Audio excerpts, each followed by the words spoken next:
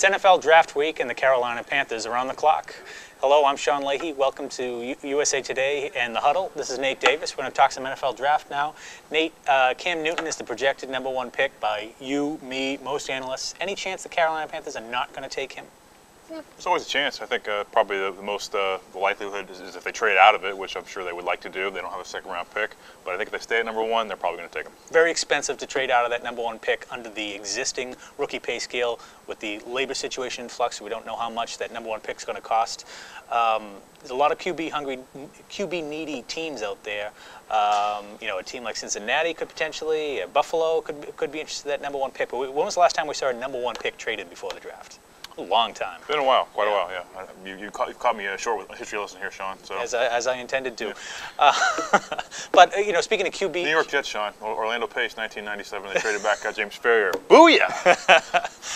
QB needy teams, though. I mean, this is a year that a lot of people are saying we could see maybe 6, 7 quarterbacks go in the first round. Yeah, maybe. I don't think it's going to be quite that many, but certainly you got teams like the Redskins, the 49ers that basically don't even have a viable starter on the roster right now.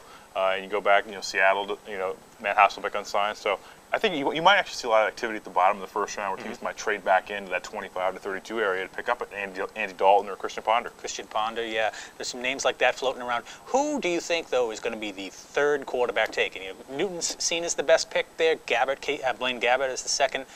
Is Jake Locker that third guy? I think he's probably that third guy. And, of course, any particular team could fall in with one particular guy. But, I think Locker, in terms of athleticism, in terms of his attitude, everything else, I think he's really off the charts there. And if he can learn to, obviously get a little more accurate on a team that promotes that, protects him better, I think he's a good prospect. Moving away from the quarterbacks, last year we did see quarterback Sam Bradford win Rookie of the Year. On the defensive side, Ndamukong Suh from the Lions did.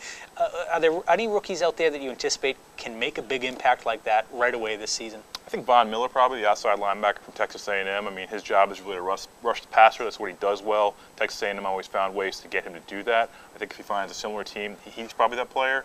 And maybe on the offensive side, Mike Pouncey. Marquise Pouncey, his twin brother, was a Pro Bowler last year for the Steelers. I think Mike can have that same kind of impact wherever he goes, and maybe ahead of where Marquise went last year at 18. It's always, as you mentioned earlier, too, running backs are a threat to go make a big impact. Mark Ingram, if he makes it into that first round, even if he doesn't, he's a guy, Heisman Trophy winner, could be rushing for 1,000 yards this year. Yeah, and running backs, again, they don't need to know playbooks quite as well. They see hole, they run to the hole, they go as far as they can. Mark Ingram, Mikel LaShore, Ryan Williams, guys like that could certainly have an impact in year one, whether or not they're drafted in round 1. We'll have answers to all these questions on Thursday night when the NFL kicks off the draft, and we'll be here all weekend and early next week to provide some analysis for you.